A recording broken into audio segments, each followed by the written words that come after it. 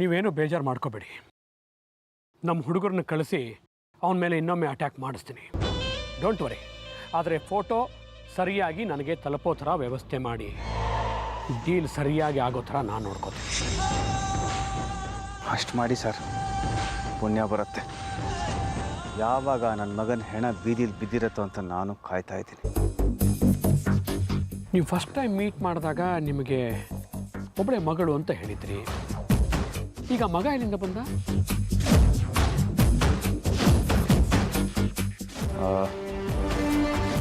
ಅದು ಅವನು ನನ್ನ ಮಗ ಅಲ್ಲ, ಮಗನಿಗಿಂತ ಹೆಚ್ಚು ಅವನು ನನ್ನ ಪ್ರಾಣ. ಅದಕ್ಕೆ ಅವನ ಸ್ವಂತ ಮಗನ ಥರ ನಾನು ನೋಡ್ಕೋತಾ ಇದ್ದೀನಿ.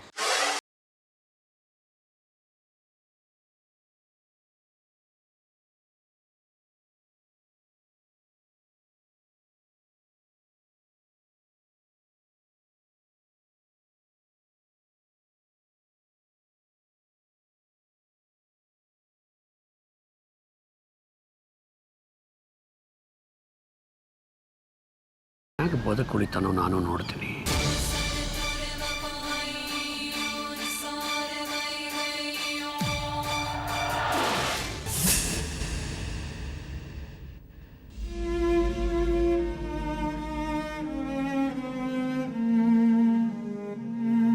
ಜೋರಾಗಿ ಇಟ್ಬಿದ್ದ.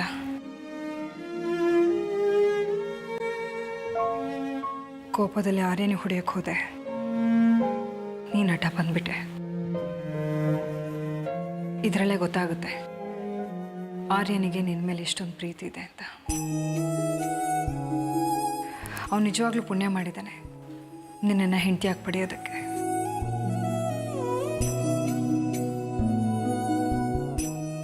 ಬೇಜಾರು ಮಾಡ್ಕೋಬೇಡ.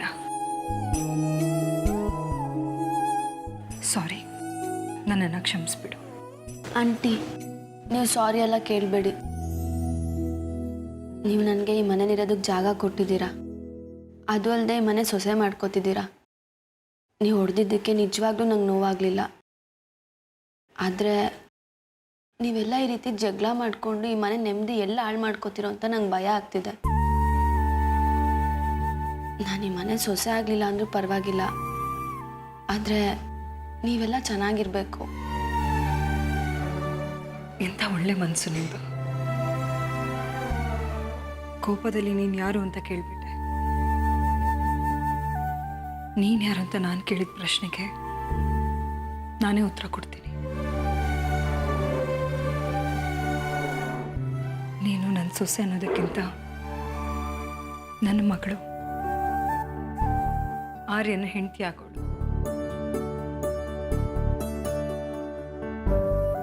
ವಿಚಾರ ಮಾಡ್ಕೋಬೇಡ. ಇನ್ನು ಮುಂದೆ ನಿನ್ನ ನೀನು ಯಾರು ಅಂತ ಯಾರೇ ಕೇಳಿದ್ರು ಇದೇ ಉತ್ತರನ ಕೊಡು.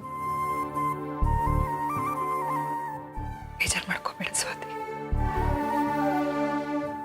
ಎಲ್ಲಿ ನಗು ನೋಡೋಣ. ನಗು.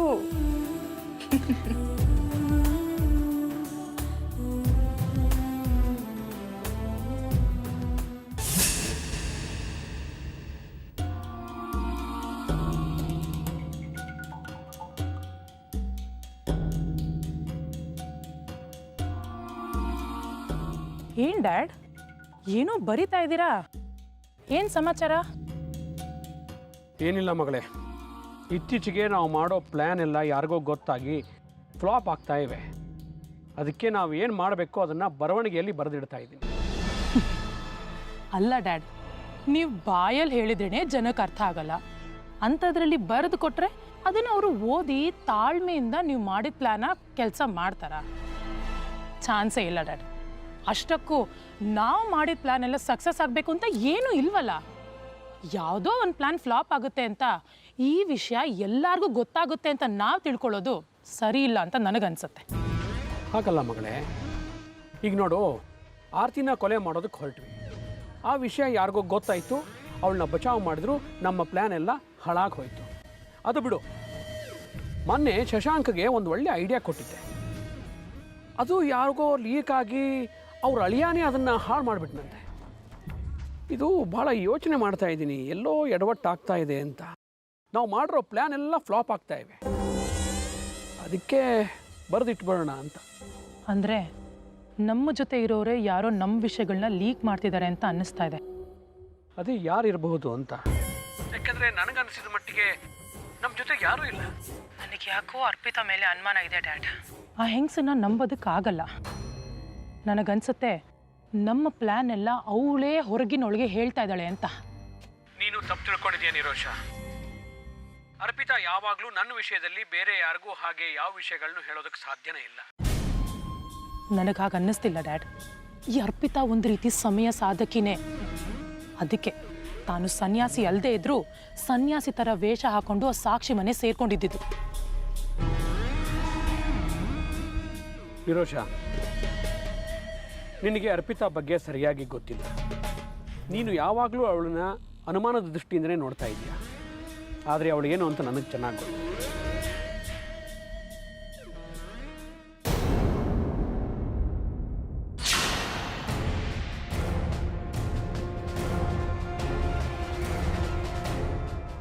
ಡ್ಯಾಡ್ ಒಂದು ನಿಮಿಷ.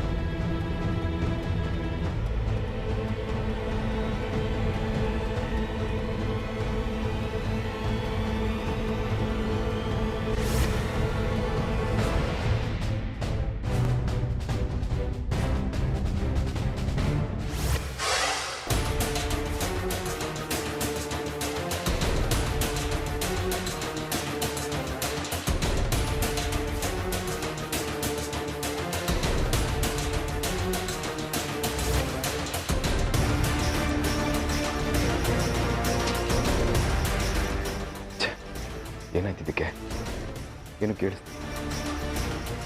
ಅಕಸ್ಮಾತ್ ಪೆನ್ನಲ್ಲಿ ಮೈಕ್ರೋಫೋನ್ ಬಿದ್ದು ಗೊತ್ತಾಗೋಯ್ತಾ ಹೇಗೆ?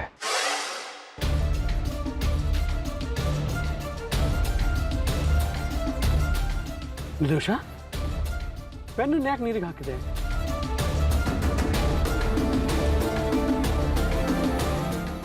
ಯಾಕೆ ಅಂದರೆ ಈ ಪೆನ್ನಲ್ಲಿ ಮೈಕ್ ಇದೆ. ಅದಕ್ಕೆ ಇಷ್ಟು ದಿನ ನೀವೇನೇ ಪ್ಲ್ಯಾನ್ ಮಾಡಿದ್ರು ಅದು ಲೀಕ್ ಆಗ್ತಾ ಇದ್ದು. ಇನ್ನು ಮುಂದೆ ನೀವೇನೇ ಪ್ಲ್ಯಾನ್ ಮಾಡಿದ್ರು ಯಾರಿಗೂ ಗೊತ್ತಾಗಲ್ಲ ಬಿಡಿ. ಅದು ಸರಿ, ಈ ಪೆನ್ ನಿಮಗೆ ಯಾರು ಕೊಟ್ಟಿದ್ದು? ಇದು ನನಗೆ ಯಾರು ಕೊಟ್ಟಿದ್ದು? ಹಾಂ, ಒಬ್ಬ ರಾಜಕೀಯ ವ್ಯಕ್ತಿ ನನಗಿದನ್ನು ಕೊಟ್ಟಿದ್ದ. ಬಡ್ಡಿ ಮಗ ನನ್ನ ಹತ್ರನೇ ಸಹಾಯ ತಗೊಂಡು ನನಗೆ ಡಬಲ್ಗೆ ಮಾಡಿದ್ದಾನೆ. ಛೇ, ದುಡುಕ್ಬೇಡಿ ಡ್ಯಾಡ್. ಇವಾಗ ಅವ್ರಿಗೆ ಫೋನ್ ಮಾಡಿ, ಫೋನ್ ಮಾಡಿಬಿಟ್ಟು ಯಾರು ಕೊಟ್ಟರು ಅನ್ನೋದನ್ನ ತಿಳ್ಕೊಳ್ಳಿ. ಆದರೆ ಅವ್ರಿಗೆ ಹೇಳಬೇಡಿ ಇದರಲ್ಲಿ ಮೈಕ್ ಇತ್ತು ಅಂತ, ಸರಿನಾ? ಫೋನ್ ಮಾಡಿ.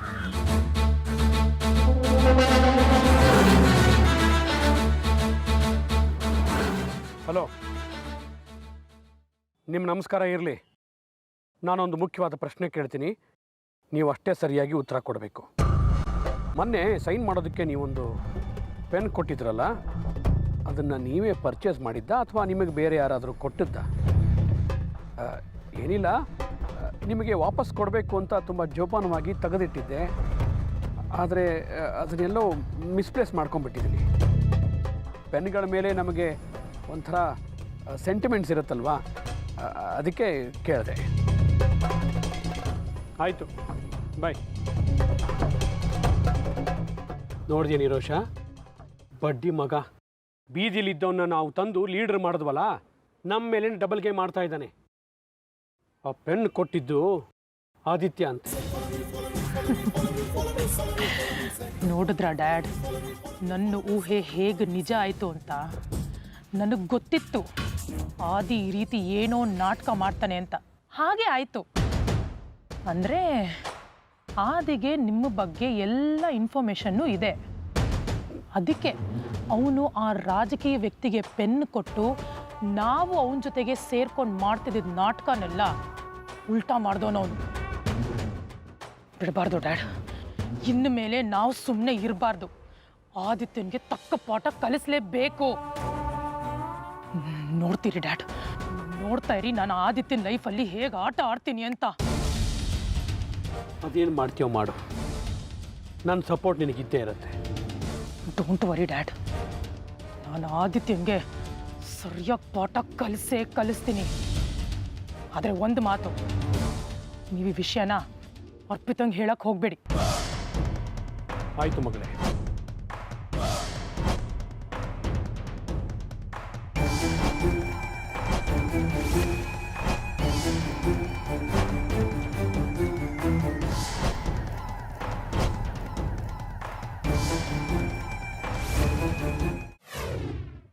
ಆದಿಗೋಸ್ಕರ ಏನೂ ತಪ್ಪು ಮಾಡದೇ ಇರೋ ಆರ್ಯನ್ ಮೇಲೆ ಕೈ ಮಾಡೋಷ್ಟು ತಾಳ್ಮೆ ಕಳ್ಕೊತಾ ಇದ್ದೀರಾ.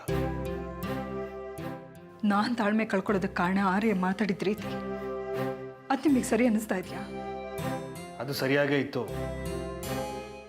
ಆದಿ ನನ್ನ ಮೇಲೆ ಕೈ ಮಾಡೋಕೆ ಬಂದಿದ್ದಕ್ಕೆ ಆರ್ಯ ಕೋಪಿಸ್ಕೊಂಡಿದ್ದು.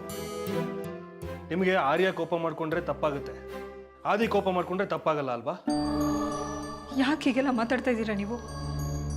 ಆದಿ ನಿಮ್ಮ ಮೇಲೆ ಕೈ ಮಾಡೋಕೆ ಬಂದಾಗ ಅವನಿಗೆ ನಾನು ಹೊಡಿಲಿಲ್ವಾ? ನನಗೆ ಆದಿ ಬೇರೆ ಅಲ್ಲ, ಆರ್ಯ ಬೇರೆ ಅಲ್ಲ. ಅವರಿಬ್ರು ನಾನು ಹೆತ್ತ ಮಕ್ಕಳೇ. ಆ ಭಾವನೆ ನಿಮಗಿದ್ದಿದ್ರೆ ಆದಿ ಏನೇ ತಪ್ಪು ಮಾಡಿದ್ರು ಅದನ್ನು ಕ್ಷಮಿಸಿ ಅವನು ಈ ಮಟ್ಟಕ್ಕೆ ಬೆಳೆಯೋಷ್ಟು ಸಲಿಗೆ ಕೊಡ್ತಿರ್ಲಿಲ್ಲ ನೀವು. ಯಾಕೆ ಹೀಗೆ ಪ್ರತಿಯೊಂದಕ್ಕೂ ನಂದೇ ತಪ್ಪನ್ನು ಹಾಗೆ ಮಾತಾಡ್ತಾ ಇದ್ದೀರಾ ನೀವು? ಅವ್ನು ಸರಿ ದಾರಿ ನಡಿಬೇಕು ಅಂತ ನಾನು ಇಷ್ಟೆಲ್ಲ ಪ್ರಯತ್ನ ಪಟ್ಟೆ. ಅದು ನಿಮಗೂ ಚೆನ್ನಾಗಿ ಗೊತ್ತಿದೆ.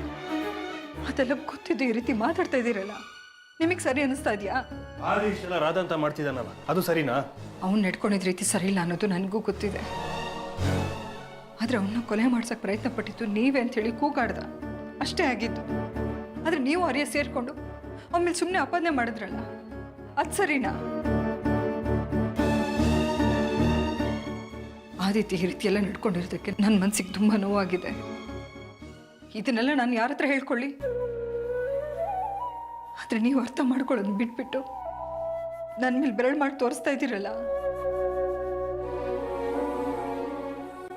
ಇನ್ನೇನು ಮಾಡಬೇಕಿತ್ತು? ನೀವು ಸರಿ, ನಿಮ್ಮ ಮಗ ಮಾಡ್ತಿರೋದೆಲ್ಲ ಸರಿ ಅಂತ ಹಾಡಿ ಹೊಗಳ್ಬೇಕಾಗಿತ್ತ?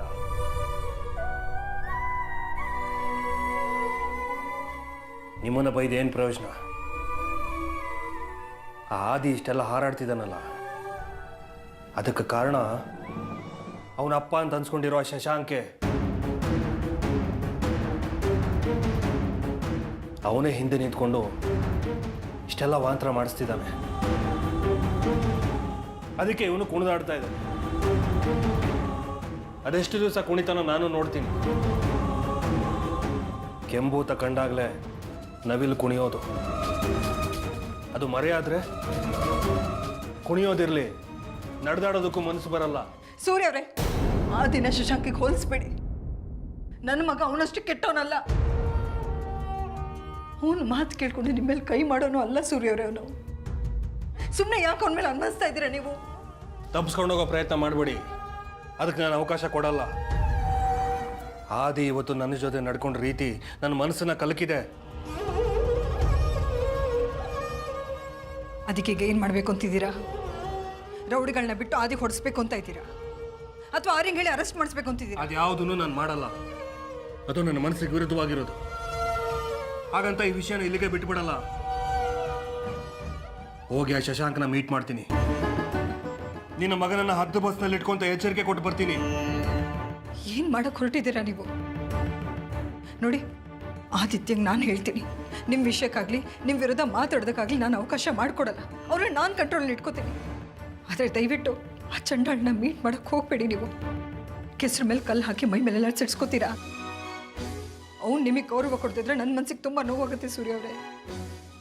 ನಿಮ್ಮ ಕೈ ಮುಗ್ದು ಬೇಡ್ಕೋತೀನಿ, ದಯವಿಟ್ಟು ಅವನನ್ನು ಮೀಟ್ ಮಾಡಿಬಿಡಿ.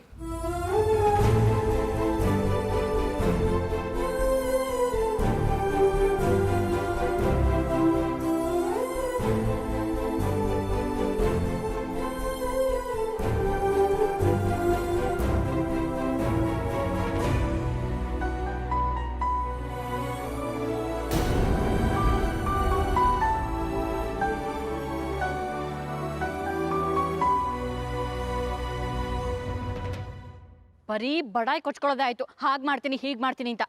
ಆಫ್ಟರ್ ಆಲ್ ಒಬ್ಬ ಆದಿತ್ಯ ಅನ್ನೋ ಗೂಬೆನ ಕಂಡು ಹಿಡಿಯೋಕೆ ನಿಮ್ಮ ಕೈಲಿ ಆಗಲಿಲ್ಲ. ಛೇ.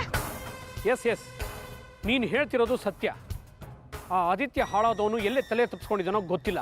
ಅವನೊಬ್ಬ ನಮ್ಮ ಕೈಗೆ ಸಿಕ್ಕರೆ ಆರ್ತಿನ ಸೂರ್ಯನ ಮಟ್ಟ ಹಾಕೋದು ಬಹಳ ಈಸಿ. ಮೊದಲು ಆದಿತ್ಯನ ಬಗ್ಗೆ ಥಿಂಕ್ ಮಾಡೋದನ್ನ ಬಿಡಿ, ಬೇರೆ ಥರ ಯೋಚನೆ ಮಾಡಿ. ಅಂದರೆ ಆದಿತ್ಯನ ಬಗ್ಗೆ ಯೋಚನೆ ಮಾಡೋದು ಬೇಡ ಅಂತೀಯಾ? ಅವನು ನಮ್ಮ ಪ್ಲ್ಯಾನ್ಗಳನ್ನು ಫ್ಲಾಪ್ ಮಾಡಲ್ಲ ಅಂತೀಯಾ? ಚಿದಂಬರಂ, ಪ್ಲೀಸ್ ಆದಿತ್ಯನ ಬಗ್ಗೆ ಯೋಚನೆ ಮಾಡೋದು ಬಿಡಿ. ಅಂದರೆ ಸಂಪೂರ್ಣವಾಗಿ ಅವನ್ನ ಮರ್ತು ಬಿಡಿ ಅಂತಲ್ಲ, ಸ್ವಲ್ಪ ಬೇರೆ ಥರ ಯೋಚನೆ ಮಾಡಿ ನಾನು ಹೇಳ್ತಿರೋದು. ನೋಡಿ, ಆದಿತ್ಯ ಆರ್ತಿ ಬಲ ಆದರೆ ಆ ಸೂರ್ಯನ ಬಲ ನಿಮ್ಮ ಮಗ ರಂಜಿತ್ತು. ಸೊ ಇವರಿಬ್ರು ಮಧ್ಯೆ ಜಗಳ ತಂದು ಹಾಕಿದ್ರೆ ನೀವು ಅಂದ್ಕೊಂಡಿರೋ ಕೆಲಸ ಸಕ್ಸಸ್ ಆಗುತ್ತೆ. ನೀನು ಹೇಳ್ತಿರೋ ಐಡಿಯಾ ಚೆನ್ನಾಗಿದೆ, ಆದರೆ ಅದನ್ನು ಕಾರ್ಯಗತ ಮಾಡೋದು ತುಂಬ ಕಷ್ಟ. ಯಾಕೆಂದರೆ ನನ್ನ ಮಗ ನನ್ನ ಮಾತುಗಳನ್ನು ಕೇಳಲ್ಲ, ನಿನಗೂ ಗೊತ್ತದು. ಅಲ್ಲಿಗೆ ಈ ಜನ್ಮದಲ್ಲಿ ನೀವು ಆರ್ತಿನ ಮಟ್ಟ ಹಾಕಲ್ಲ. ನಾನು ಮಟ್ಟ ಹಾಕಲ್ಲ, ಸರಿ, ನೀನು ಹಾಕ್ಬೋದಲ್ಲ?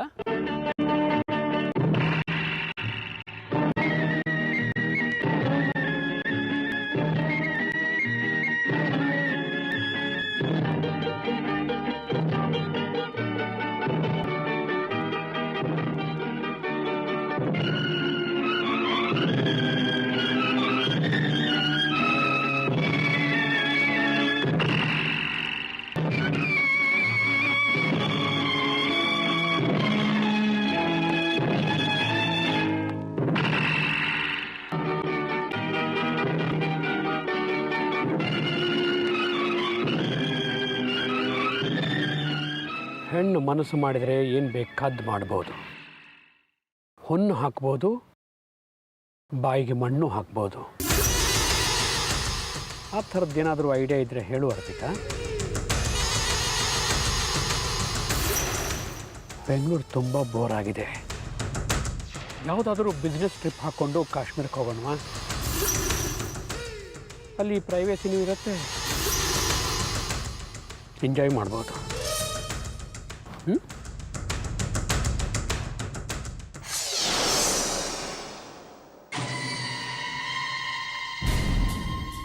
ಏನು ಮಾತಾಡ್ತಿದ್ದೀನಿ ಅಂತ ನಿಮಗೆ ಅರ್ಥ ಆಗ್ತಿದೆ ತಾನೆ? ನನ್ನ ಜೀವನದಲ್ಲಿ ನನ್ನ ಮೈನ ಮನಸ್ಸನ್ನ ಮುಟ್ಟೋ ಅಧಿಕಾರ ಇರೋದು ಆ ಸೂರ್ಯನಿಗೆ ಮಾತ್ರ.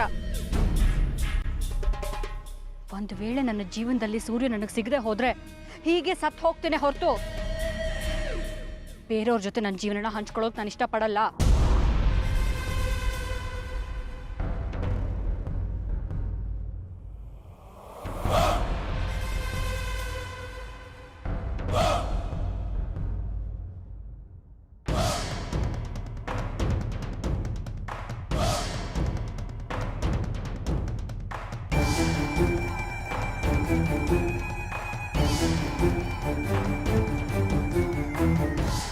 ಪ್ರತಾಪ್ ಅವರೇ, ಆದಿ ಹೇಗಿದ್ದಾನೆ? ಎಂತ ಹೇಳುದು ಅಂಕಲ್, ಯಾರೋ ಕೊಲೆ ಮಾಡಲಿಕ್ಕೆ ಪ್ರಯತ್ನ ಪಟ್ರಂತೆ. ಹೇಗೋ ಸ್ವಲ್ಪದ್ರಲ್ಲೇ ಪ್ರಾಣಾಪಾಯದಿಂದ ಪಾರಾಗಿದ್ದಾನೆ. ಇಲ್ಲದೆ ಹೋಗಿದ್ದೀರಾ ಇಷ್ಟೊತ್ತಿಗೆ? ಅವನಿಗೆ ಸ್ವಲ್ಪ ಹುಷಾರಾಗಿರೋದಕ್ಕೆ ಹೇಳಿ. ಹಾಂ, ಹೇಳ್ತೇನೆ ಅಂಕಲ್, ನೀವೆಂತ ಗಾಬರಿ ಆಗಬೇಡಿ. ನಿಮ್ಮನ್ನು ಮೀಟ್ ಮಾಡಬೇಕು ಅಂತ ಹೇಳಿದ್ದಕ್ಕೆ ಅವನ ಕಳಿಸ್ದೆ. ಹೀಗೆ ಆಗ್ತದೆ ಅಂತ ಮುಂಚೆನೇ ಗೊತ್ತಿದ್ದರೆ ಕಳಿಸ್ತಾನೆ ಇರಲಿಲ್ಲ ಅವನ್ನ. ದೇವ್ರ ದೊಡ್ಡವನು, ಹೇಗೋ ಗಂಟಾಂತರದಿಂದ ಆದಿನ ಪಾರು ಮಾಡ್ದ. ಆದಿ ಚೆನ್ನಾಗಿದೆ ಅಂತಾನೆ? ಹಾಂ, ಅವನು ಆರಾಮಾಗಿದ್ದಾನೆ. ಅಲ್ಪ ಸ್ವಲ್ಪ ಪೆಟ್ಟಾಗಿತ್ತು, ಇಂಜೆಕ್ಷನ್ ಕೊಡ್ಸಿದ್ದಾನೆ. ನೀವು ಗಾಬರಿ ಆಗುವಂಥದ್ದು ಎಂತ ಇಲ್ಲ, ಆಯ್ತಲ್ಲ? ಏನೋ ನಿಮ್ಮಂಥ ಫ್ರೆಂಡ್ ಸಿಕ್ಕಿರೋದೇ ಅದೃಷ್ಟ. ಇಲ್ಲಾಂದರೆ ನನ್ನ ಮಗ ಎಷ್ಟು ಕಷ್ಟಪಡಬೇಕಾಗಿತ್ತೋ ಏನೋ. ಆದಿ ಹುಷಾರಾಗಲಿ. ಮುಂದಿನ ಸರ್ತಿ ಭೇಟಿ ಮಾಡೋಕ್ಕೆ ಬರ್ತಾ ನೀವು ಅವನ ಜೊತೆ ಬನ್ನಿ. ಖಂಡಿತ ಅಂಕಲ್, ನಾನು ಅವನ ಜೊತೆ ಬಂದು ಮಿಸ್ ಮಾಡದೆ ನಿಮ್ಮನ್ನು ಮೀಟ್ ಮಾಡ್ತೇನೆ. Thank you. Thanks for everything. Bye. Bye uncle.